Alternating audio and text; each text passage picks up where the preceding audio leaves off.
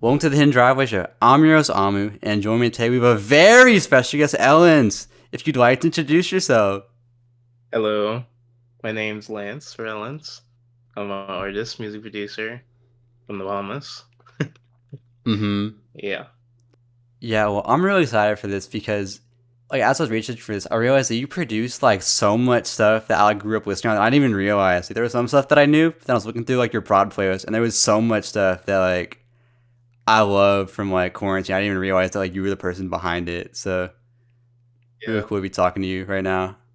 But to get us Yeah. started, is there anything that you'd like to talk about? Is there anything on your mind right now whatsoever? Just music, bro. I just released clips the other day. Mm-hmm. Yesterday, I think. I just, I could not stop listening to them, bro. But, yeah. Yeah, I know you also produced like a much of the new like Midwest album also, right? Yeah. No, yeah, me and Midwest, we've known each other for a long time, and so, it was just, we grew up together, basically, and had the same taste and, everything, and it just worked out. Mm-hmm. But, yeah. Cause like, how did y'all meet initially? Cause like that's who I think of when I think of people you've worked with. Like he's the first person that comes to mind. Yeah. Okay, I think let's go back. Could I say how I met the scene? Is Mm-hmm. that a question? Yeah, okay. So, okay. I started producing. I've always been around music all my life, but I only started producing beats in 2016. And so it was around 2018 when I got Discord and started talking to people, and I met a couple people you probably know, like Angelus, Ways, and that was at first, the first time, and then I think after that they introduced me to their friends, and I don't know if you know, in past interviews people mention Losers Club Yeah. or shit like that. Yeah, I think I was a part of that, or I might have had a song on there. But yeah, I was a part of that community basically, and there was a group I think even before that called 13 Season, which was me, Dolly, Waze, Sunuzi, Dalton. Yeah, just a bunch of cool people. Most of them I don't really talk to nowadays, but yeah, no, that was basically 2018. I was still producing and all that, and I think honestly, all that stuff in the past is kind of a blur to me, but I do remember, or I could just tell you that over time, from 2018 to 2019, I kind of met everybody you probably know in the scene. like I, and then, people I could point out is again Midwest, Kuru, 4am, just everybody. And I think November 2019 is when I joined Nova. Mm-hmm. And so I was yeah, I just met everybody through the course of time, I guess. But me and Midwest, we basically, it was just me finding friends and, Discord. That's literally it. But yeah, that's pretty much it. Yeah, cause I, And I think the earliest like producer credit I could find from you was from like late 2018 with like Slade and Dolly, and that like blew my mind that yeah, like it went back that far. Cause like yeah, I thought 2019 was like the first that went, but like that was even, and it still kind of sounded like digicore too, even though it was like a very early version of it. yeah. No, I think what started digicore for me, I mean, I was making I mean, I guess we were all inspired by hip hop during 2016, right? But Mm-hmm. it was 2017 I got into maybe early 2017 I was doing Travis Scott type beats or Wonder Girl shit, and then I met my friend Amari, who goes by a different name now, but that was really my first friend in this shit. And it was I think Amari and Waze probably introduced me to the sort of plug scene. Probably Midwest too, but at the time, plug and B and plug and all that shit was popping at the time. Yeah. And to be honest, I'm gonna be totally honest, I didn't really get it. But I still went with it anyways. I you know, me doing like trap beats like that. I think over time, when I was introduced to the plug shit and the kind of like cute shit, I was like, I would kind of want to make my own genre or like do my own thing of this. Cause I was always inspired by other people, you know what I mean? Other producers and shit. Like I think I wrote it down. It was like 2018 and 2019. I was a dirtbag. Oh yeah.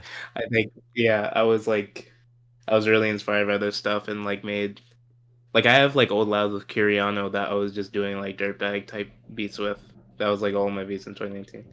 And like 2020 I was a Vinso clone and all that shit. It's like but yeah. I again I went to do my own thing, so I was like I'm gonna call this shit magical trap. And I have some of my earlier beats that are just kind of like basically my style of digicore just back then, you know what I mean? And so it was just like yeah, I don't know. I feel like it was just a combination of underground beats and just like cute EDM like pop shit, you know what I mean? And I feel like I've always been doing that kind of sound. But yeah, I don't know. I made a tweet on my private account that was like me doing like I saw like a tweet of the Boy Boy West Coast song. You know that one? I was I don't think like so. oh no, it was like the you was at the club, bottles up when I first met you, couldn't get enough. You know what I mean? I don't, but I'm envisioning it right now. But it was hearing that and doing underground beats kind of started digicore for me, and to be honest, bro. But yeah, I don't know. I feel like for me, like you were always one of like the defining producers that I thought of for that sound, because like everyone did their own thing with it, because it was really like no defining like way you could make it. But I feel like your style, it was always like what I associated with it. Yeah. No, yeah. I remember I mean, when I was doing like 2020, I was sort of like just going back and forth with different sounds and whatnot. I mean, I went back to like early 2020 and I was doing like my own shit, like different shit, but that's when like most of my good 2020 songs were other than hyperpop, you know what I mean? Like just like I remember Game Over by Nova was Mm-hmm. on there. War with Slade. Let me go back. Is it fine if I screen share? Or Yeah. because like I could show a bunch of shit. Like I could like if you ask questions about music and whatnot, I could just go Mm-hmm. back. Yeah. This was 2020 basically, and yeah. I don't know, I was doing a bunch of shit. Vinso shit, like David Shoddy shit, Mm-hmm. Slay World shit, fucking the baby type beats, drill beats. It was stupid. But yeah, this was War. That was a Way song. This is Game Over. Like a bunch of hits came from that day or those months. And around here was like Trying and all that. But yeah, no. If we go back, there's like those Curiano beats I was talking about. It was Yeah. like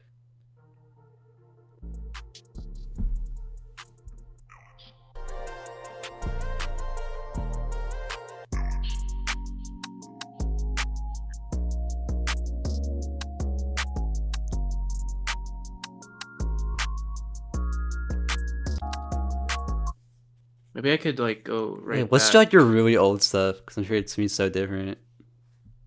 Yeah, I could so I could show some stuff. I think I remember like some of the first ever shit. Like the first ever shit that I made in 2016 was on Cause you have been like GarageBand, so it was 11 just during like these. yeah. I was just on the on my old iMac, just fucking doing whatever this was.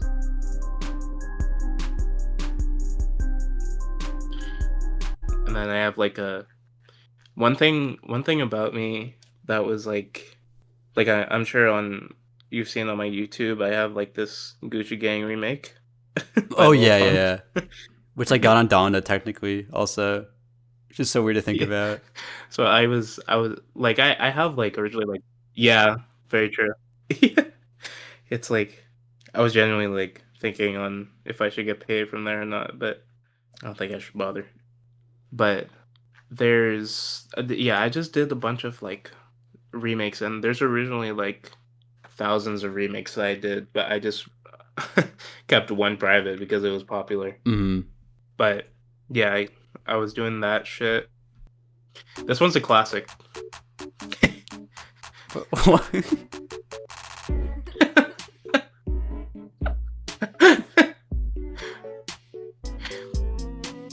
Nah, that's fire. But there's, I think some of these is when I first got FL Studio, which was like around 2017, by the way. Mm-hmm. It was just like, yeah. I could tell that was GarageBand.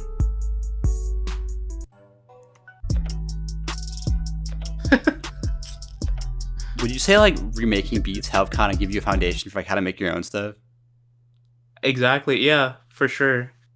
I remember, do you know Flume, the producer? Yeah, yeah. I saw like a YouTube short or some shit from an interview saying how like he loves copying shit and like how that is like really helpful to like getting your own like sound. Like people always like fucking shun like copying and like, you know, not doing your own thing. But if you don't have your own thing, how are you gonna get it? You know what I mean? You gotta take bits and elements of things that you like Mm-hmm. and put it into your own thing. You know what I mean? I know I'm not notoriously known for like having my own sound like through my whole career, but I still feel like I try to make my shit, you know, in the same sphere or the same space. You know what I mean? In like the, I guess, the hyperpop world, but it's really just like pop EDM and like rap beats. You know what I mean? Yeah. It's just, yeah. It's so funny, like the people that I talk to nowadays.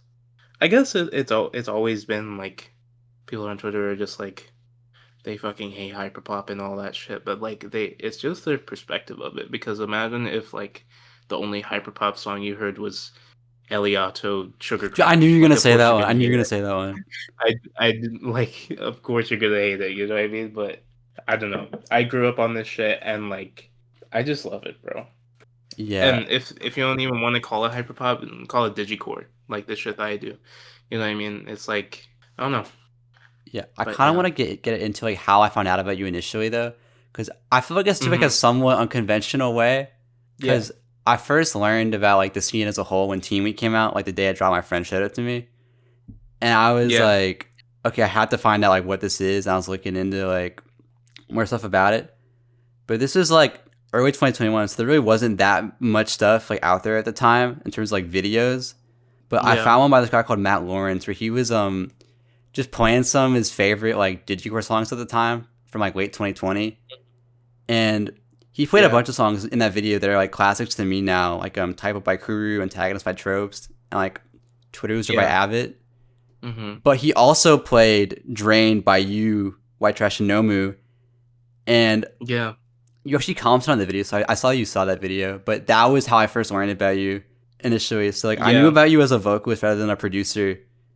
Initially, only later did I find out that you produced a bunch of other songs I loved, like you just like Ask Her Come Out too, Yeah. like Triumph by Midwest or like Clotatter by Tropes, and then like Yeah. all this Nation stuff also. No, yeah.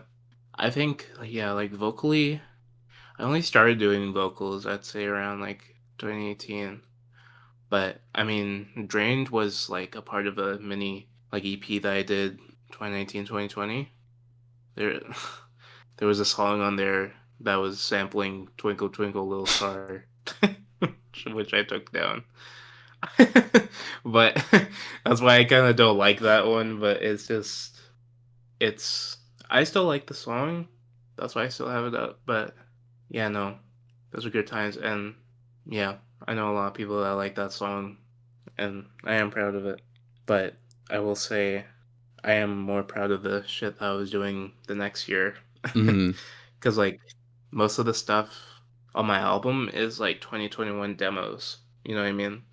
So it's just yeah. Yeah, but like I don't know. I don't know. I always loved that video though because it wasn't even a reaction video because he already knew the songs. It was just him like just like bumping the songs in the video and enjoying them, and that made me like I don't know. I think that made me like the songs a lot too, just seeing how much he liked them, because I always had that image in my head. But like since Yeah. then, I've also realized that like you produced a lot of songs I love that I didn't even realize too, like Get Down My Heart's on Miami and like Game Over by Mm-hmm. NOVAGANG, which you said earlier. Also, Lights Yeah. Out by Kamo, which like I guess makes sense with the drill stuff you mentioned now. But I was so shocked when I thought Yeah. you were the producer of that song. Like it sounded so random from what I'm used to you. Yeah. But since then, you've also moved on from that sound. You're working with producers like Sydney Runner and like Heroin now, for example, and have a very Yeah. different sound now than you did previously. So, how did you get into making music initially? If you had to go like way back, and who would you say are some of your biggest influences for it? Okay. I think like my biggest inspirations. I mean, recently, yeah, it's Sydney because I mean we've been friends since like 2020 through like Discord servers and whatnot, and we started out by making like because 2021 was the year of Jane and like all of her stuff, so it's like we're doing that type of shit, and then Sydney was doing a lot for Charms back in like 2022, and we started doing shit together in 2023 for him and like just like in general because yeah, I don't know, but my biggest inspirations, I mean, back then, again, I'd say like Dirtbag and Vinso and like yeah, I mean Vinso beats originally like come from like DP and Rip Squad, you know what I mean, and like the Blade shit. Like I feel like that is really what started it all for like Mm-hmm. just like that sort of melodic trap type stuff, you know what I mean? And I feel like no matter which avenue I take, I always like try to stick with that. But I mean, yeah, Issa Heroin, we only met like this year, I'm pretty sure. And she's really fucking cool and she's inspired a lot of my new stuff for sure. Like she was like definitely the originator of that type of sound, chaotic shit. Mm-hmm. And I was originally inspired by like Step Team and all those guys, but yeah, I just kind of took that and sort of took inspiration and kind of just like made my own way with it. That makes sense. Yeah, because I feel like the way that like you, Sydney, and like Issa do it is very different than like the Ivy style. Yeah, I think it's just like there's a well, it's not available to anybody but our friends, but Sydney has like a little like kit that we share sounds, Mm-hmm. and like Sydney just collects a bunch of shit and then we like to use it a ton in those kinds of beats, you know what I mean? And yeah, I think it's cool. Yeah, and were there any like I guess like producer like peers from like that digicore era that you were like really inspired by? I mean, yeah, there's like fucking Jane, of course, and it's really just like my close friends Mm-hmm. because I talk to a lot of them, you know what I mean? And it's like, yeah, I mean, yeah, again, like digicore, there was a lot of people doing that sort of style too, but I mean, the one that's probably known the most is the shit with me and Karai, Mm-hmm. which was also my close friend. But I can't really name any like on the top of my head. I'm sure I'll remember it later on, but yeah, no, it's literally just like my close friends that I talk to, you know what I mean?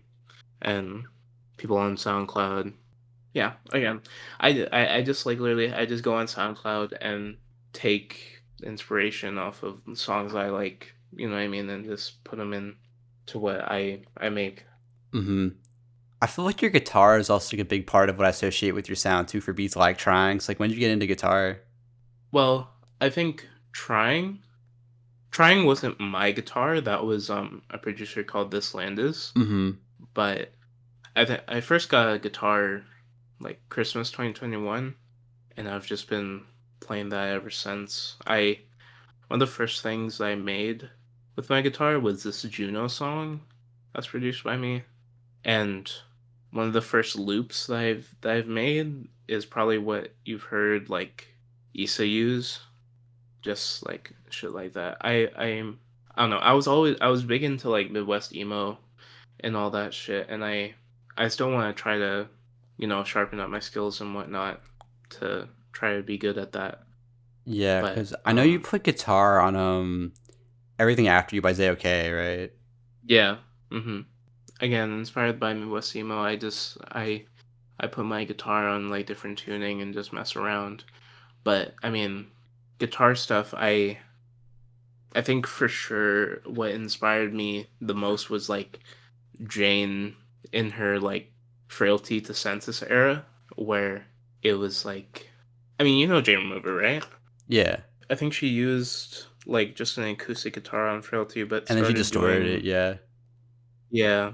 So I feel like her doing that really inspired me to like pick up guitar myself, you know what I mean? And I mean, I think I remember back in late 2020, my friend showed me like some Midwest emo shit, and I always fucked with it. And I think I have a beat. It was this one. This was with the guitar that my friend showed me. Play.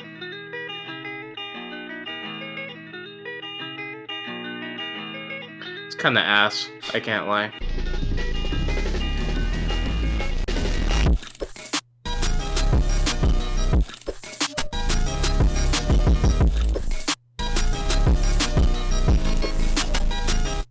That's basically it. But yeah, I could like. This is the trying beat just by itself. I went from that. Like I think I only started doing like hyper pop and like EDM shit like around late 2020, and I was really inspired by again just SoundCloud and like my close friends, but like you know just like what was popular at that time. I mean, from the heart, we don't. We don't talk I about don't it from want the to talk heart. about. Yeah. Yeah, but yeah, I don't know. I don't think I have a folder with just my guitar loops, but yeah, again, it's just being inspired and shit. I think one of my first guitar loops was inspired by this one Andrew Huang song. If you know that YouTuber. Yeah. Yeah. The first guitar that I had was this blue electric one that's in my closet, but since then I got a Telecaster, a black one, and my friend in real life gave me a yellow golden Telecaster that I probably did like some of my new stuff with. But yeah, no, I've always liked to do guitar and whatnot. I think it's cool. Yeah, because there were some songs on like Archangel where like I heard the guitar, I knew it was you like immediately. I checked the producer sounds right. So I feel like it is like a very Yeah, distinct part of like your production style. yeah. Yeah, so my first introduction to you was from like the digicore scene when that was like a huge thing, but since then you have changed your style a lot. hmm And as much as I like the old digicore sound where it had all the like melodic like synth flux and stuff, which is like always my like defining like feature that I recognize it for. I am really glad that you have kind of stepped away from that sound and continued to develop into your own thing. Because there's a lot of songs stuff like recently that you've done, like Roku for Tropes and like 18123 by Kuru and like Back to the Regular by Heart Charades, which is very different Yeah. than like what you're doing a few years ago. It seems like in general the classic digicore sound has been kind of like phased out by people in the scene. So hmm I guess like how do you think it's aged? And then what are some of your favorite like placements from like that era? I mean, you've seen the new Jane song that has like the digicore drums at the end, right? Mm-hmm. Dancing with your eyes closed. Yeah. I think, yeah. Me and Kara Dolly have a digicore song coming out soon. Hopefully, I think. But it's literally just like one of those classic digicore beats. Mm-hmm. But let me let me try to go to. Yeah, I mean, I like most of the stuff that I've fucking. I mean, yeah. Speaking of like old shit, I go through these playlists. I don't I don't I don't know, to be honest, bro. Cause like I still like my old stuff, and I still like there's like samples and loops that I like haven't used yet that I would still like to use, you know what Mm-hmm. I mean? Maybe just do different drums or whatnot, but yeah, I don't know. I think it's always nice to like, keep your sound fresh, whether it's like going back to it in a unique way, or like an actually good way, you know what I mean? Or just like doing just a different style. But yeah, again, I'm proud of all of these in this playlist. Um, some favorites, I guess, are, I mean, I go back into like my beach folder from with my 2020 shit a lot. Mm-hmm. So I just like going back and listening to all of them. So and like some of these don't even have like placements, but I don't know. You mean like my favorites back then, or just like, I guess just in general, but I was thinking I don't back know. then. Yeah, yeah, bro. I mean, I like a lot of this shit. You know what I mean? There's not really a song on this playlist that I don't like. You know what I mean? Mm-hmm. Does it bother you at all that like, because I looked up Ellen's on YouTube to see what pop up, and like almost all of it was like Ellen's X Type Midwest beats. digicore type beat. Does it bother you that that's kind of what I think people it. like hold your sound into a lot of the time? I think it's cute. I think it's fine, but it's just I don't mind it personally. I like sure it could be annoying at some times, but if it's just what you want to do, then just do it, bro. Mm-hmm. You know what I mean? But yeah, I think that sound is fire. I mean, I do find it annoying sometimes when it's like the same beat that they use from my old pack like 15,000 times, Mm-hmm. or just use the same sounds and whatnot. But again, that Jane song like really put into perspective that like it's a good sound, you know what I mean? And I'm sad that I don't really do it too often, or I didn't do it too often, you know what I mean? Cuz at that point at like late 2020 and like all of 2021, like I feel like there has been so much on SoundCloud and like different styles, especially with like Jane and everything, that was like distracting me from like doing what I wanted to do. Mm-hmm. A big example of that is why I haven't released my album like back then, because it was basically done back then, but I there's been just so much shit distracting me, and yeah, I don't know. Dude, I don't like the fact that EXO one of the best songs, or at least one of the most popular. Mm-hmm. I always never liked, like I never liked like deleting shit and like either privating stuff or whatnot. And I hate it especially because I, like back then, 21, 2022, I deleted most of my stuff that was like from that era on my computer Mm-hmm. just to save up space. And now I'm disappointed that I don't have most of that stuff. I'm glad for like Discord and stuff that I've like sent those files to, you know what I mean? But other than beats, I don't have most of the majority of that stuff anymore. So yeah, but again, I don't have a song that I don't like on SoundCloud that's produced by me, because Yeah. I like all my beats. I guess also, what do you think about a And lot it's of like, people from that era kind of like, I guess kind of like disowning digicore, like don't call me that, like don't associate me with that anymore. Because it seems like you're still cool with it, but it yeah, seems like a lot of people just like hate that now. Even that's what they came even though that that's what was they came up off of.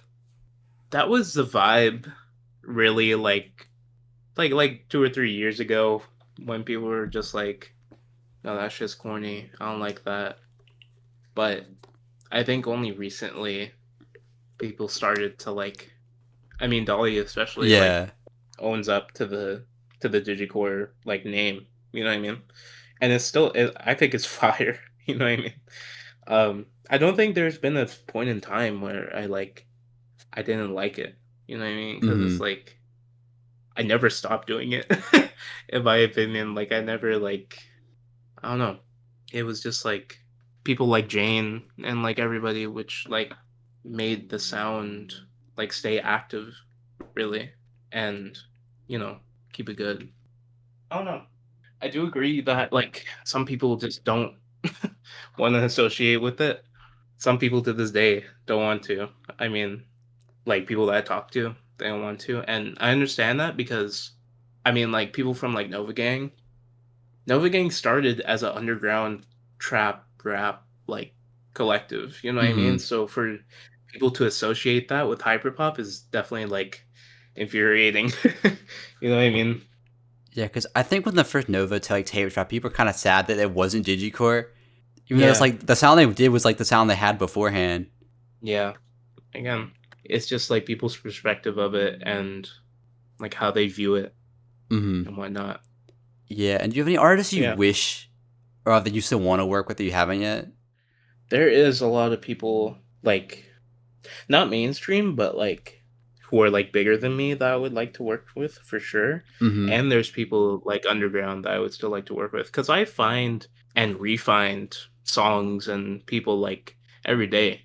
You know what I mean? So it's like I'm always inspired. Like I fuck with like all the different like even like the new shit with like you know the new underground with like Osama Sun, fucking Netspin, whatnot.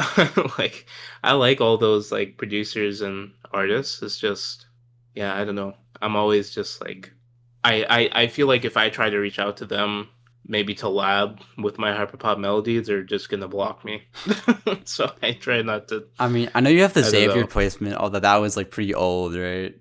Yeah, that originally was a Midwest song.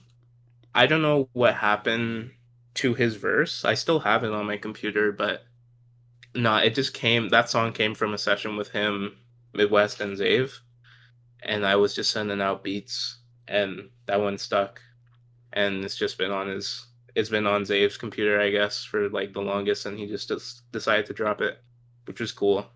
But I think I hit up Zave to ask if I could send more beats, and I was looking through my folder, and nothing was really like that specific beat. Mm-hmm. I realized, you know what I mean? It's like I didn't want to make another beat that was sounded like that. You know, I wanted to keep it like the old school shit because I wasn't really. I don't feel like I do or that I'm good at that. Like you know, like Daria Court, right? Mm-hmm. Like Jane's side alias. I feel like I don't feel like I do that sort of sound and like that sort of EDM shit good anymore because there's just not really any inspiration, I guess, for that. I mean, I still do like EDM and whatnot. I mean, there's like you know Sizzy, right? Mm-hmm. Yeah. I mean, me and Sizzy have been friends since like 2021, and with that album that she released, that was like really refreshing. You know what I mean? To like for like doing EDM for me, and also like being friends with her like started me like I don't know. I feel like when I do a genre, like I try to get it as exact as possible to my eyes, you know. And so like I mean, if I let's say if I want to do like a dubstep song, I might still make it with a Ellen's twist to it. That makes sense. But I don't know. I feel like when most people try to do genres and stuff, it sort of like sounds like that genre, but it's not. It doesn't sound like a blank song, you Yeah, know what I so you mean, want to or be like like a as beat. faithful as possible, generally. Yeah, pretty much. And you know that it is very hard for sure, and that I could get why that. And I, you know, I'm still not good at polishing that for sure. Because I mean, there's been times like I remember when Ian came around and like Soprano, and I was trying to do that sort of shit, and I failed completely because I haven't done a trap beat in like ages, bro, eons. Mm-hmm. So it was humbling, but yeah. Yeah, I think you have just like a really impressive just like history of like producer credits. So I don't know. I think you do have Mhm. your own like distinct sound. Even if you might think that it's like you're trying to emulate thing, I think you have like a very like recognizable sound a lot of the time. Yeah, very true. I want to move on though to a different song that you produced because when I was in high school, one artist that I was a really big fan of was Midwest. So much so that I'd regularly listen to a lot of music that was on a second account as well, like his Daily cover, Hmm. Burden, and Watching, which you and Jane actually produced. Now that Hmm. I'm in college, I'm not listening to stuff from that era as much anymore. But during this past semester, I came across Watching again, and it was just like on repeat for like months. And I listened to it like all the time, like when I was walking across campus. between classes. And songs like Watching reminded me what I loved so much about the scene from back then and how much it inspired me as an artist myself to see people my age making stuff like that. And Yeah. generally just made me really nostalgic for like that era. So well, one of your songs made me nostalgic. I'm sure there's a lot of stuff that makes you like nostalgic, makes you reminisce as well. So I was wondering, like, what are things that make you nostalgic? I guess just going on Spotify and like just listening to like old songs I used to listen to maybe on the radio or shit like Mm-hmm. that. Because like my whole album is kind of just that basically, Yeah. just like 2000s pop shit. But I don't fuck around with nostalgia, man. I think it's a very special feeling. You know what I mean? And it's Mm-hmm. like it could literally be like anything, like smelling like a candle that used to burn back then. You know what I mean? It's like it brings me to like a, a different era, you know. So it's just like literally like going back to music I made or just going on SoundCloud or like Spotify or just like anything and like just listening to old shit. It's usually like just whatever I'm feeling at that time, you know what I mean? Like I bet if I go to like there's a lot of there's a lot of good shit in here that's like really nostalgic to that 2020 era. Mm-hmm. Yeah. I'm sorry, there's a lot of wells and shit. Mm-hmm. We don't really, Yeah. but I saw one of your yeah. Instagram posts. You had like a leapfrog in one of them. That took me back. Yeah, I started the album like late 2020 because I was yeah, I don't know. I was feeling nostalgic at the time and I wanted to bring back like a lot of the sound that I used to listen to and whatnot with like my own twist to it. You know what I mean? And those pictures I found maybe like May 2021. Mm-hmm. That was from my mom's iMac again, the one that I use GarageBand on for some of my early stuff. Mm-hmm. But yeah, a lot of those pictures, for example, that are on my SoundCloud on the album are like just pictures that my mom took back then, just to like fit the vibe that I thought the album was bringing. You know what I mean? Yeah. Oh yeah. What's the origin of that one picture? I know you know the one I'm talking about. Like everyone used to like The send like back in the the day. green shirt. Yeah. Yeah. That one, that was when I was like 10, I think. And I was like, I just, I got a haircut that day and I just took a picture with my big ass iPad and the rest is history. Mm-hmm. It was funny. Yeah. I don't know. I think another part of it too is like me and my parents and my family have lived in a lot of houses. You know what I mean? I mean, this one we just moved in this year. You know what Mm-hmm. I mean? We're trying to build a house of our own right now, but Ridgeway was the first house that my dad actually like built himself. And yeah, I don't know, that's where I was born and I have a lot of like emotions and feelings connected with it and like that's where a lot of like I I mean, I remember my sister showing, you know, Sleepyhead Passion Pit. Mm-hmm. I remember her showing that song to me, like maybe when I was like 4 or 5. I just couldn't stop singing it, bro. It was so good. That's why I use the music video in my new post. Bro, it's so fire. And on the cover art of that album, I'm watching SpongeBob, bro. And like I was like yeah, just watching shows like that on Nick with like Victorious and stuff, like watching those like that era of pop music was like so fucking sick. Like I feel like we took it for granted I too at don't the know. time because we were just used to stuff like that. But it's so like fire, and then I look back at it and realize like what we had. Yeah. Yeah, just like watching shows like that. Yeah, I have nostalgia like for shit past Ridgeway, you know what I mean? Like I guess I have nostalgia for things that happened like 7 months ago. You know what I mean? So it's just like yeah, I love it so much. Mm-hmm. And now that I'm thinking about it, I might want to make a sequel or something called Seabreeze Drive, which was my grandma's house. And again, I have a lot of memories attached with that. You know what I mean? Mm-hmm. But yeah. I love nostalgia so much. Yeah, I feel like it showed, especially with one album that I noticed for me that I had it with was like Limerence, because I feel like that was very Hmm. like late 2010s pop and it was a lot moodier. Like that's what it reminded me of. Yeah, that originally like that started with like a really cool loop that I found on Splice, and I sent it to Sydney. Like I recorded vocals on that loop, because that was giving like 2010s Ridgeway type shit, Hmm. and I just sent that loop to Sydney, and she like did the dead mouse drums to it. But that yeah, I like that one a lot. Hmm. Yeah. Another artist that you've worked with a lot over the years is Tropes, and you've produced some tracks for his duo project with Hearts at Miami Bank Method as well. And one of my favorites Yeah. of those is the song Spawn Did Me Dirty, which you produced with Theodorian, which is just like Mhm. really euphoric sounding to me. I love going on Yeah. walks, and I think music can help enhance that a lot. So I always just feel like great when I have that on when I'm on a walk somewhere. But yeah, I feel like that's like a very small thing in my day though, where it's like, but it makes such a big difference. So, what are some small things that make you happy? Just like talking with my friends can really brighten my day.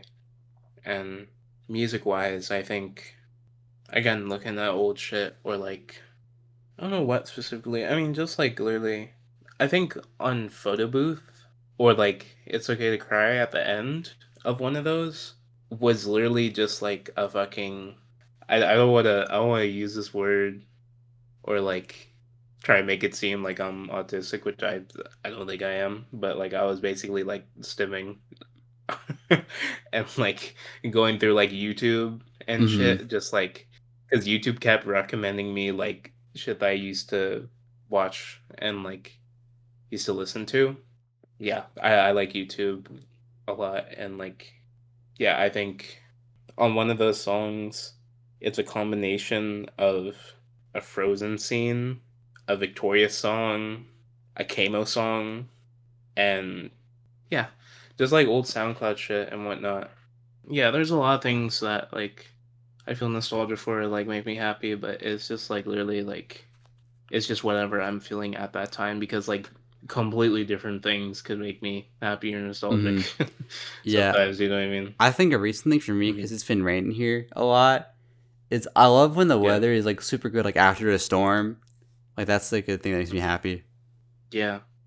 I mean, in real life, it's just like I mean, I live in Bahamas, you know, so it's just like it could be literally like anything like seeing the water, or just like going out for a drive, Mm-hmm.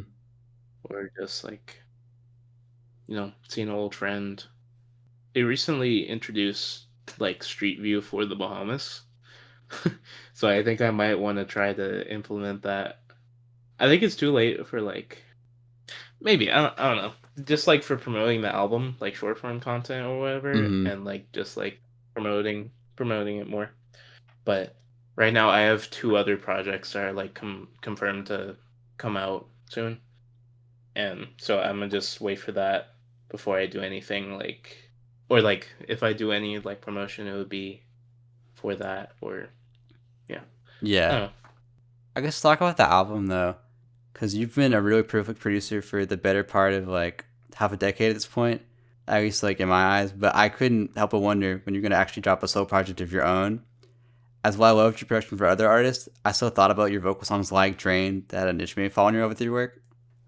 Yeah. But in June of this year, my prayers were finally answered as you released your long-awaited debut album, Ridgeway Drive slash Where's Sentimentality, which absolutely did not disappoint. I saw you say that you were trying to, and you said in this interview too, but you were trying to emulate like the pop music you grew up with. I think you were definitely able to accomplish that with songs like Telephone and like Limerence, for example. Yeah, That for sure. project's mostly produced by you, but also some stuff from like Cine Runner, Jane Remover, and ZOK, who I've actually interviewed before. I know this album was several years in the making, so what was the process of working on it like? I mean, I recently like went to like my old manager's Discord DM and I was like I saw the process or like I remembered the process of like how I wanted the album to be or like Mm-hmm. how it started. And so yeah, I don't know. I think I wanted it to be digicore at the time or like, the hyperpop scene, whatever was going on at that time. But yeah, no. I think I when it was still that hyperpop sort of thing, I wanted to call it Flutter Island. But that didn't fall through, and I should maybe I should have. I mean, this is just how it went. Like I just changed it to like be purely like nostalgic and whatnot. Yeah, most of the songs were made in like 2021, and I almost would have dropped it in 2021, but I for some reason really hated it and scrapped the whole thing in 2022.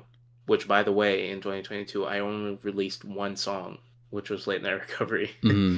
I really don't know what I was doing there, but yeah, I think Telephone was when I was first starting to talk with Jane, and I was like, "Yo, I want to do this 2010s pop shit. Are you down to like help me with that?" And yeah, I mean, I still kept my Discord with like most of my notes from it, but it's literally just like niche shit that I used to watch or listen to. Again, like Victoria's fucking Big Time Rush Hmm. and like stuff like that. Yeah, I don't know. I think at the end of 2022, like the very end of it, I recreated the playlist again and kind of rebuilt it up. And the stuff that you see on the album right now is basically the whole idea of it that I had in 2023. So I was working on it, and at the time some things were just not done. You know what I mean? Like at the end of 2023 I made One More Time, the original version, and the last track.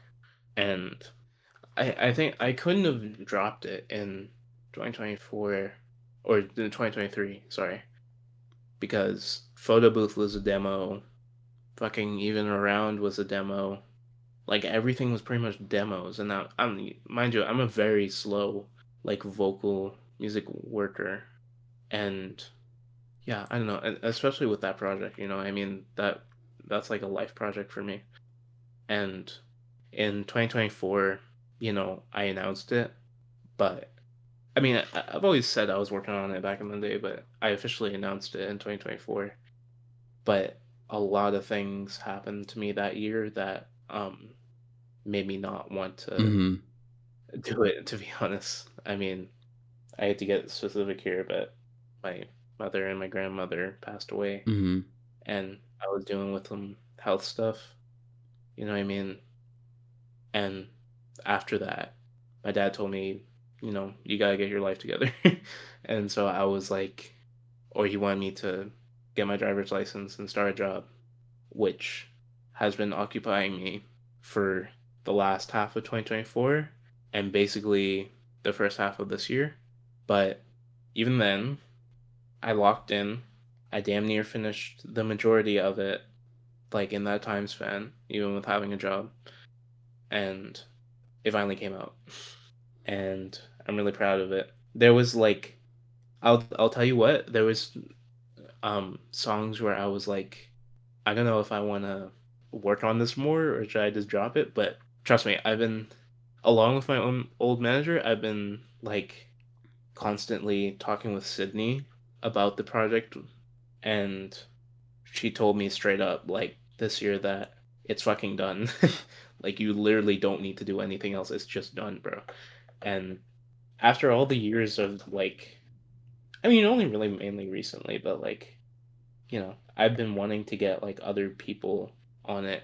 Like, I mean, there's like people that I wanted on it, like A4A5 and Camo, but they were just unable to do it because I wanted them on it like since the beginning. Hmm. But yeah, I don't know.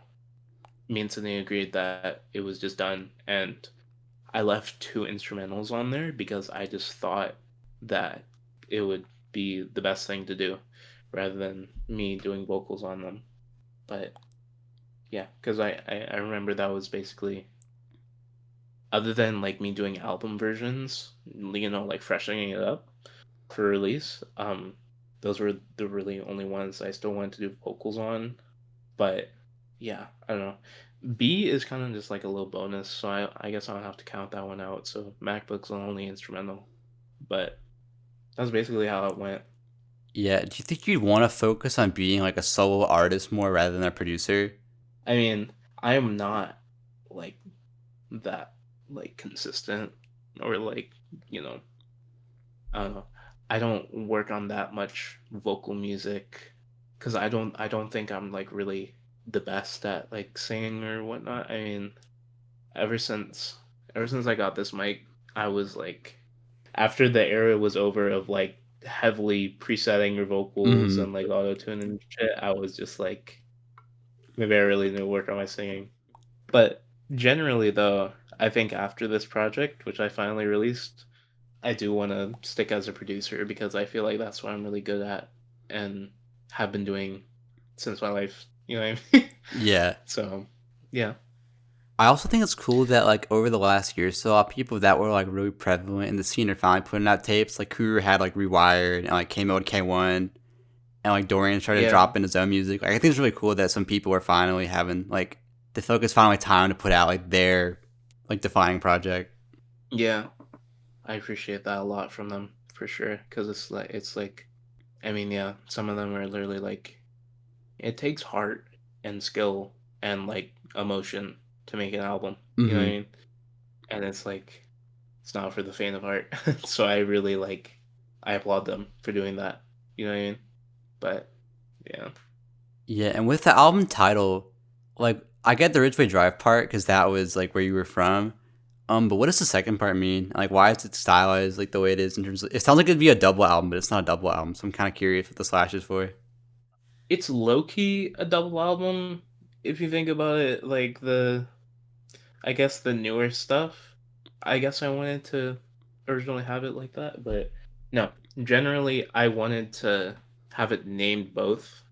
I couldn't pick on which title, if I'm Mm-hmm. being honest with you, so I kind of put both. But Blurred Sentimentality is something that I came up with like 2021 or 2022 because I wanted to work on a project. I think when I scrapped it, I wanted to work on a project other than Ridgeway. So I was thinking in my room, like, God, what's just a good word to describe how I'm feeling? And I was literally like, I was just like Googling like how, like whatnot, and like I feel like for me, it's just not like plain nostalgia, if that makes sense. It's just like it's more than that to me. So I feel like the title fits, and even though I do remember those times well, it's still like blurry. You know what I mean? And I think that's kind of cool as fuck. So I kind of wanted to have it like that. You know what I mean? But yeah, that was my thoughts on Yeah, that. because I know you had the Splice Fact, which is like I think that was digital sentimentality. Yeah, I think originally I want once I came up with that name in 2023, I was like, let me make like a universe low key. Like I'll have the Spice Pack be digital, and I wanted to do a show for the release party of my album and call that musical Sentimentality. Mm-hmm. So yeah, I thought the digital makes sense for the Spice one because it's like files and whatnot. Yeah. Like yeah, sounds, but yeah. I just thought it was a cool concept and name. But Yeah, I'm also kind of glad that it did take as long as it did because I feel like there's some contributions like, from like Heart Trades or like Say Okay that like wouldn't have been there if it had come out yeah, when you intended. So I feel like they made the project like even better than it could have been without him. So yeah. No, shout out those guys for sure, bro. They're really talented, and it definitely wouldn't have been the way it was without them. hmm yeah. Also, Heart Trades has been like an insane feature run recently. Like every major like album I've been fucking with, he's been on there. Yeah, for sure. Um, I don't mean to fucking spill the beans here, but Keith or Keith is Archer's name. He was in the scene for so fucking long. I'm not gonna say like what hmm exactly his name was, but like he was the originator. Do you remember the song Paparazzi by DPK? Or no, not No, really. I don't. But that was like a really good scene song, and yeah, I don't know. They've just contributed so much and is like crazy and like are friends with like some of my favorite people from the scene. hmm You know what I mean? Like DPK was like literally like DPK is how Dante Red started, by the way. It was like just like Eric and my friends just fucking doing other aliases for the page. Yeah. But yeah, no, that's pretty much how I know Keith, and I saw that they were doing the Heartstreet shit, and I think it's really dope, and they're like super good at it, and it's crazy how like good they've come at singing. You know what I mean? It's like it's really dope. I can't believe like how he did that in like a short time. But yeah, no, that's GOAT. Yeah. I also like the promo we did for the album in terms of all the like little pictures of you, because like it feels like something that like you could have listened to like growing up, if that makes sense. Yeah, for sure. It's just I feel like those pictures capture the vibe hella. Mm-hmm. And I'm glad they do. Because they have a lot of emotions attached with me. So I think it's really fire. Shout out my mom Yeah, for doing that. big shout out. I don't know if they were or not, but some parts of the album kind of reminded me of like Owl City a little bit. Like, I don't know if that was inspo for you at all. Yeah. Dude, it's just shit like that. Like, bro, there's been multiple songs. I mean, Sleepyhead, Fireflies, just fucking shit like that, bro. I had a friend that I knew back in the day in 2020 that was like fucking obsessed with Owl City, and they were like showing me like just the ways of like EDM production and like shit like that, and like introduced me to like a lot of the cool friends that I know nowadays, like Sydney and people like that. But yeah, no, it's really like just like old music that inspired me. You know what I mean? It's really dope. And I don't feel like people take that into account. I mean, I know only recently people started doing like the Fruitiger Arrow, the Y2K shit, but like I don't feel like people appreciate like that early sound and like, you know, 2010s pop and whatnot. I think it's really dope. We'll definitely get there though, because like the nostalgia cycle was like 20 years or whatever. So like 2030, we're gonna be hearing all like the classic like 2010 stuff then The coming digicore. back. Dude, 2040 digicore revival, that'd be crazy. Yeah. I mean, I know there's groups like I think it's like Afflicted, like 360. I don't know if you know those, but like they were kind of doing like the OG digicore stuff, but like now. Yeah. Again, I fuck with them like doing that old sound. You know what I mean? Mm-hmm. It's very like again, I think it's cool that they're doing that sort of sound. And Yeah. I really enjoyed the pop sound of the album front to back, but my favorite song on it actually kind of deviates from that a little bit, which is "It's Okay to Cry," which resonates with me a lot because I've unfortunately gone through something similar to what you were talking about in that song. yeah. But I feel really emotional. I think that's what the most powerful music is able to do, and I think that feeling is what helps us really connect to art. So I wanted to know what pieces of art / media have made you like emotional, whether like happy or sad, but you just like really strongly connect with it. Oh, sure, bro. I mean, like, media fucking, I mean, like, old movies and TV shows and whatnot. I mean, I hate to keep bringing up, like, old, like, SoundCloud and, like, whatnot, but, like, literally just, like, old music, like, literally, like, connects with me. You know what I mean? And it's, like, I guess there's been, like, recent songs that I've connected to because of the nostalgia and whatnot. You know what I mean? I think for like a happy Yeah. example I have, because like I've only cried to like 3 songs like ever, like 'cause I don't cry that often. But this was like Tears of Joy, which I didn't even know I could do. But I don't know if you've seen like the Tyler the Creator like Tiny Death set before. Yeah. But that is just like so like life affirming and just so like warm. That always makes me really happy when I watch that. Yeah. I think yeah, for songs or like things I've like cried to, bro, like there's like I cried to like the most stupidest shit, bro. It's actually crazy just because of like the nostalgia and how it made me feel back then. You know what I mean? It's like, bro, something I'll say. I can't remember like some of it, but like one song I do remember crying to, I guess when I was 7 or something, was like a Kevin McLeod song. No way. I swear to God. Which one? Do you know Cypher? I'm sure. I'm sure if I look it up, I'll know it. It's so stupid, but I genuinely like This one? What? Really? Yes, bro. I hate to embarrass myself, but like, one, I was young, sure, but like that song, it's good. I don't give a fuck, bro. It's good. I mean, I can kind of understand it because it has that like bittersweet quality to it a little bit. Yeah. Like, what was the context that you were crying to that to, though? It's just a good song. I guess I was watching from fucking YouTube. I guess I don't even know, bro. But I think like BFDI hasn't used that before. Yeah. Something that made me cry though recently. I can't remember. I guess just like moments in new music and shit like really make me emotional and whatnot. Mm-hmm. You know what I mean? It's like the thing is like I mean Underscores just came out with a song called Music, and I think that's beautiful, bro. And I love the music video too. It's like, yeah. Something I was gonna say at the start of the interview was do you know Baths? Vaguely, yeah. They're on Desire on the background vocals, but dude, it's like they're my fucking childhood, bro. Like he was like my sisters used to play his music all the fucking time, and like I don't know, like for me to work with him nowadays is like fucking sick. I tried to tag him in because I sampled one of his songs in my new clips, but I think he saw it and didn't respond. But yeah, I don't know.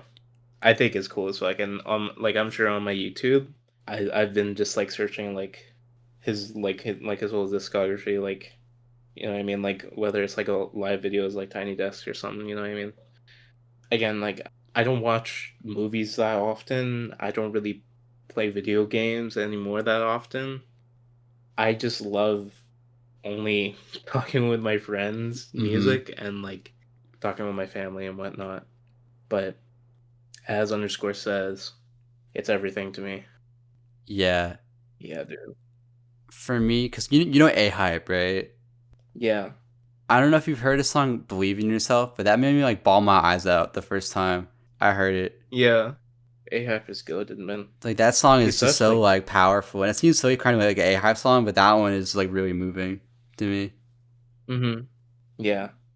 I don't know what terms are on nowadays, or how like Twitter or any of the scene feels about him nowadays, but like I just remember being in calls where like Kuru and A-Hype and like me were just like he was just saying some real ass shit and like just being like the best fucking guy and like the most like supporting person, you know what I mean? Like, yeah. No, people still really love him because I interviewed him. I interviewed him on here a while ago. I was reaching out to some people he'd work with to send him like special messages for him at the end as a surprise, and I hit up Dorian about it as like an airball because I didn't think he'd even see it, and he responded within like 2 minutes. He was in the car going to him, and he still did it anyway because he loves A-Hype like that much. So like, yeah, he's such a good person, bro. Yeah, dude. I'm going through like my liked YouTube videos. It's anywhere between Bath's live performance, Sophie's song, or the slow-mo guys. Just fucking random shit, bro. But it's like, yeah, I don't know. Yeah, actually, speaking of A-Hype though, so there's a segment in each interview that I've also done with A-Hype where I play rock, paper, scissors against the artists that I have on. And I beat Warm Wishes in the last interview, so I'm currently on a 4-person winning streak, and I'm trying to make that 5 because I've actually never hit 5 before. So like this could be the one. I hope for your sake it's not, but like, it could be the one. I'm very excited about that.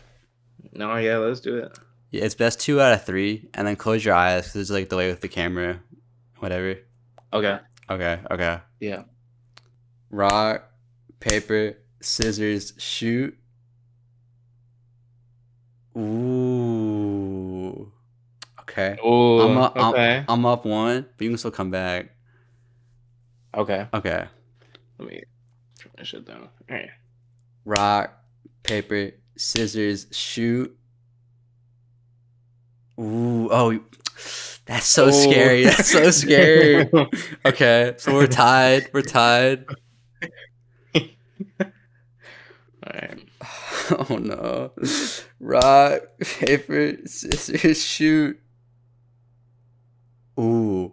Oh. Okay. Okay. Okay. Okay. That was a tie? Yeah, Yeah, that's high. okay. So maybe this is the timing one. Rock, All right. paper, scissors, shoot. Ooh! Oh, I got my five. I got my no. five. Good shit. This is historic, bro. This is the 68th interview I've done, I think. I've never hit five Damn. before. Never hit five before. That's crazy. Oh my god. I'm happy for you, bro. This is probably the happiest I've ever had to have someone lose. Like I'm sorry you had to lose, but this is a big moment for you. You No, understand. You understand. bro, it's your moment, man. I don't care. So moving on though, URL Fest were really common in the scene during quarantine. I was actually able to attend some, such as the Planet Zero summer and winter solstice events, which were really Yeah. impactful to me at the time because they put me on to so many new artists that I wasn't familiar with, and also made me appreciate ones that I did already know even more. And you produced, or not you produced, you performed at both of those, but I was also introduced to Carbine through their set at winter solstice, and Oh, you two have since worked together for this song "Fake Out" with Bixby. yeah. So, given that song's title of like "Fake Out," what are some things that have like surprised you, just in general? I mean, that fucking Zave song was a big surprise. That shit has 100K right now. Mm-hmm. That was so funny. I don't know, bruh. I mean, just like looking at fucking Twitter gives you your daily dose of surprises, and like fucking TikTok. But I mean, like something in real life. I mean, my dad just got into a flat tire yesterday, and I had to go pick him up. So it's just like, bro, life gives me surprises all the Mm-hmm. time. You know what I mean? And I mean that job I was talking about, I just got off of it, and that was just my uncle. I mean, I don't mean to be too specific. I'm sure they won't mean to be too specific, but that was just literally like family, and Mm-hmm. he let me go for reasons. But yeah, that was surprising for sure. Yeah, I don't know. It could be like it could literally be anything, bro. It could be like a fallback, a fucking like just anything, man. But I mean, specifically that Carbine song, it was I don't know if you know Form, the SoundCloud account. I don't think Um so. it's mainly like EDM people, but we originally like wanted to make that we made that song for that page, and we were originally supposed to get Midwest on it.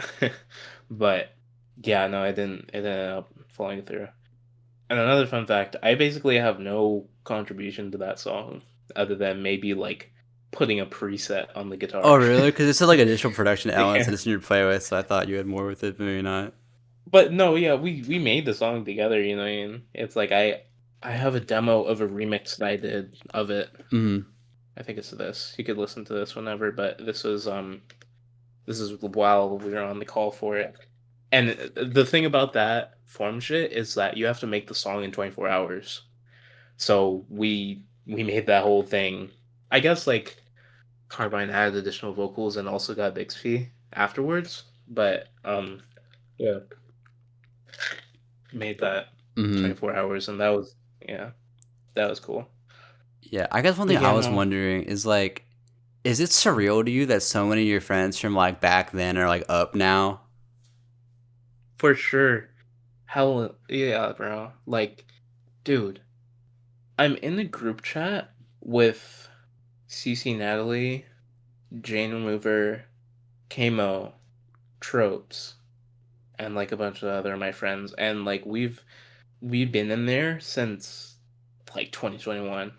So like watching them grow is like I mean specifically Jane, I remember her making YouTube beats back in the day. Like I was genuinely like wondering if that those were still archived cuz like she was making YouTube beats back in the day and I was fucking with it. But I think specifically it was called like NOVAGANG type beat. That's why I found it. Mm-hmm. And yeah, no. Seeing Jane's come up was especially crazy. But yeah, no, I'm so fucking happy for everybody.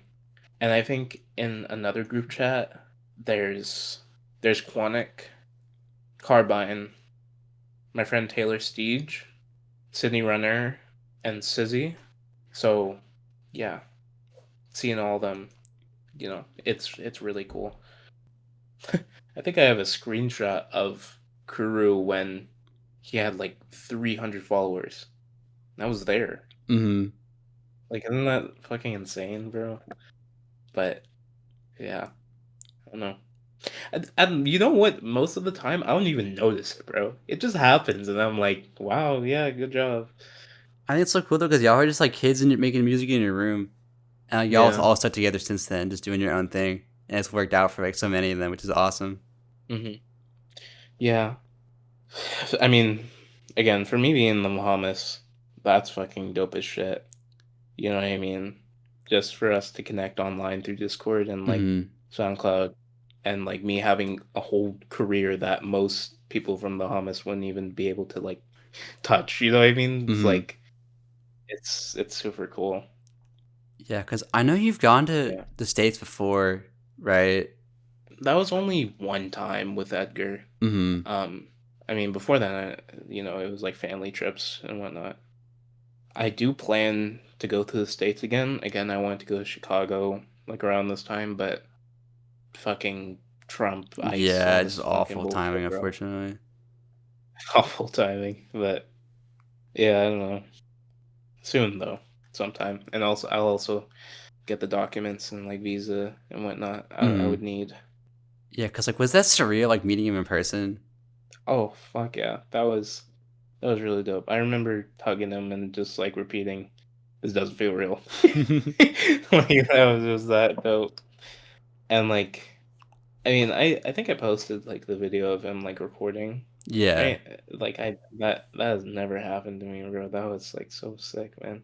Just watching him recording a song live, and like that day and like the other days we stayed, it was like we were just talking about shit. You know what I mean? I mean, I showed him. I don't know. It was really dope, man. Just talking about shit and like him being like, bro, and out of all places we meet in fucking Texas. Like that shit's insane. Cause like, you know, he would have flown me out to like fucking LA or whatever, New York back in like 2021. One, if I wasn't 16, and two, if my family would have agreed, or if COVID wasn't happening. You know what I mean?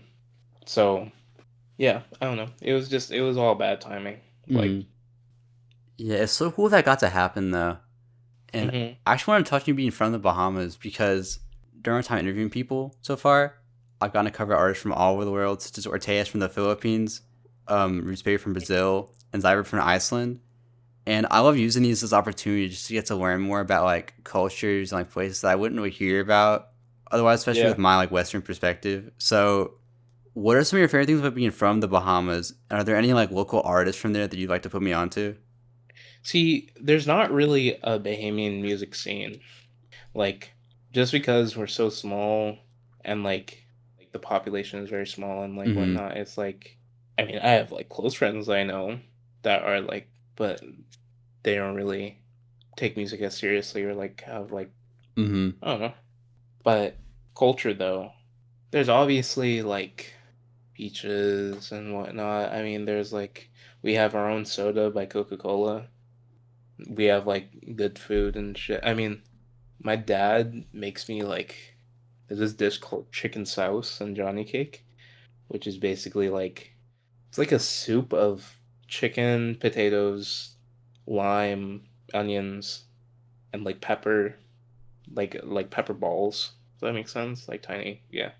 But you have it with this like cake bread sort of thing. That's yummy. And you have that for breakfast.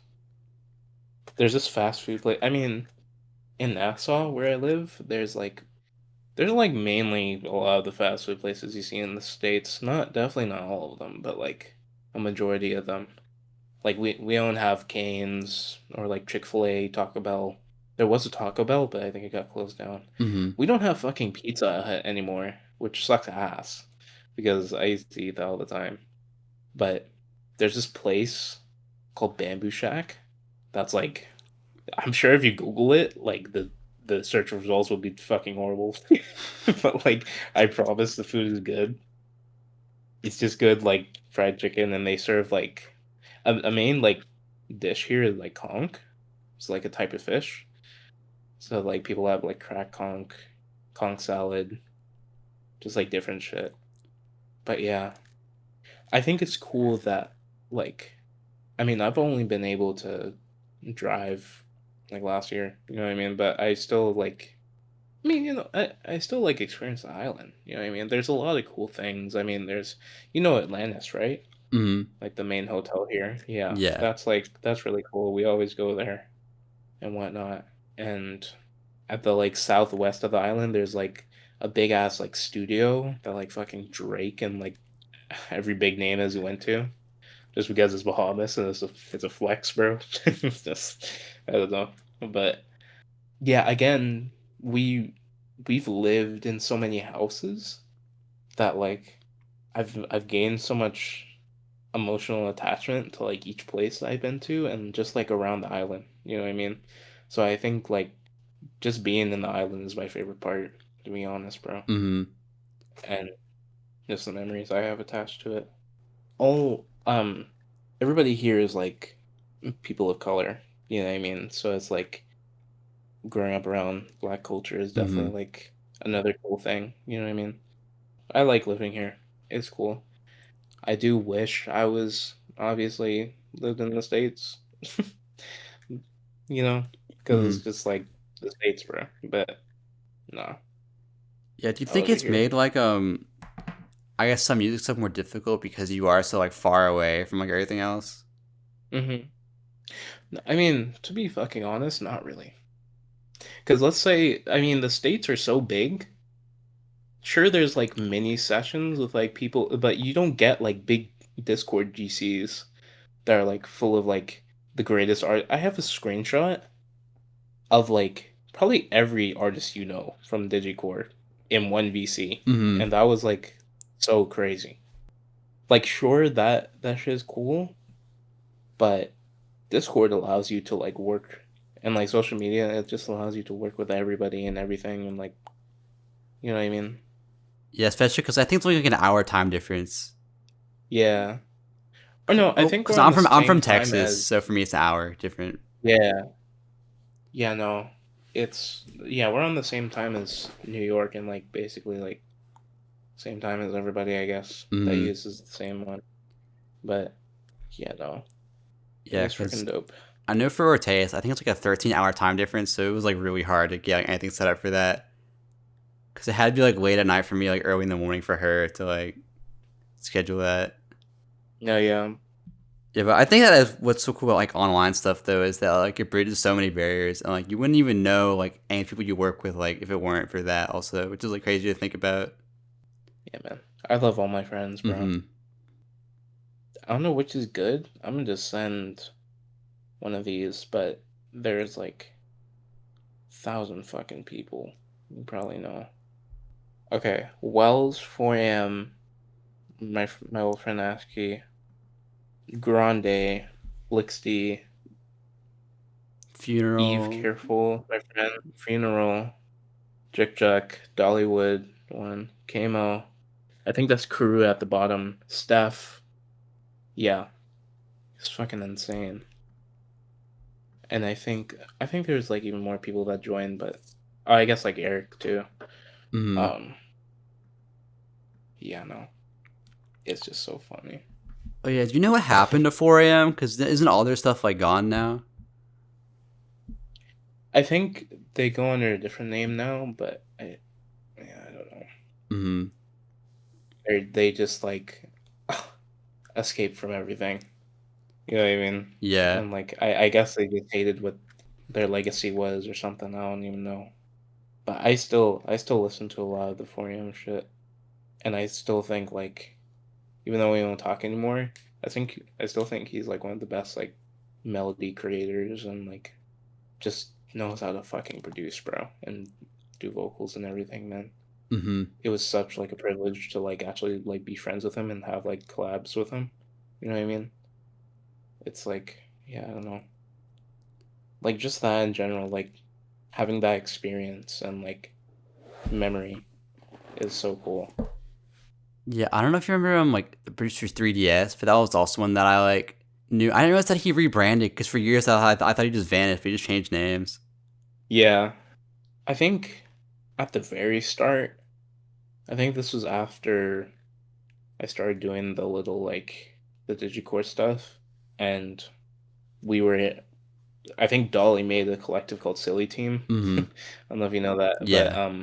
that's where I met 3DS, and 3DS is so fucking good at doing that shit, and as a solo artist with his new shit too. But like, yeah, I don't know, he was so dope at that shit, bro. There's been so much classics, like the like Delta song, the fucking Are You Tracker? You Yeah, know yeah, that one? yeah. That one's so good, bro. And yeah, I have a folder for like beats from other people. You know what I mean? Just so I could listen to them. And I got like endless amount of names in here. And like 3DS is like at the top, and I'm like, these ones were so good. He was goated at that shit. Yeah. Yeah. I'm looking into the future a little bit though, because as I've been saying throughout the interview, it feels like you're constantly innovating, and now that Ridgeway Drive is finally out, it kind of feels like a new Hmm. beginning for you. So, what's next for Ellens? Not sure, bro.